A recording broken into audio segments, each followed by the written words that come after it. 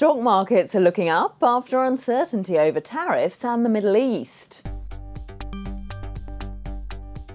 US markets are closing in on fresh all-time highs as Wall Street bet on a more dovish Fed, and European indexes have followed them up after the US reached an agreement with China on rare earth supplies. The mood is upbeat this Friday as worries over war in the Middle East seem to have vanished. Oil is on track for its steepest weekly decline in 2 years. George Godber is a fund manager at Polar Capital. George, we've had a very uncertain couple of weeks, but markets just keep moving higher. Why do you think that is? Well, yes, it's extraordinary times, but I think, as your intro just said, this time a week ago, we were looking down the barrel of possibly a live conflict in the Middle East, discussion about would the Straits of Hormuz be shut. Thankfully, fingers crossed, we're now today, a week on, energy markets are calm. That's a big help to global investors. And the world feels a little bit calmer. Some of the optimism seems to be down to investors in the US pricing in a more dovish Fed. Are they right to? The US picture, as everything to do with the US, is slightly complex at the moment. The Fed is going to see rising inflation as the impact of tariffs gets fed through onto higher prices in the States.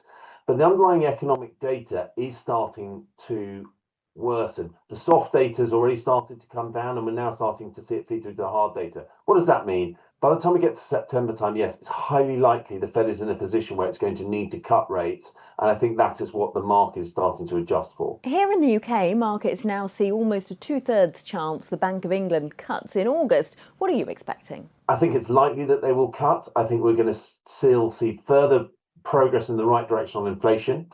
I think the softness that we've seen in the labour market that's been driven by the national insurance hike from the budget is likely to continue.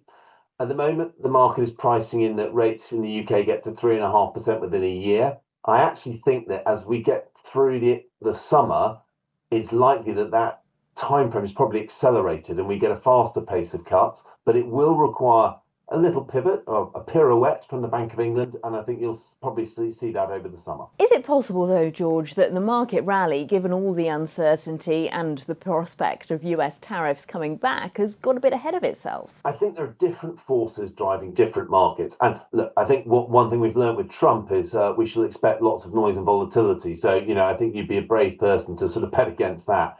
The US market is expensive, but it is being driven up again by focus on those technology shares, the AI theme, that is very powerful. I don't see that going away. I don't think, investors are likely to sort of take their eye off that. If we take markets like the UK or Europe or emerging markets, actually what you're seeing is the weaker dollar is leading to people assess asset allocation, look at those markets in a more favourable light.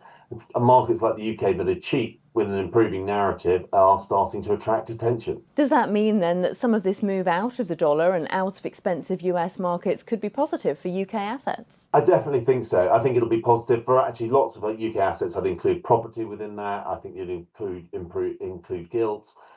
The UK is a cheap market. It's been cheap for a long time. Everyone knows that. We've now really got finally the catalyst to start to see a re-rating.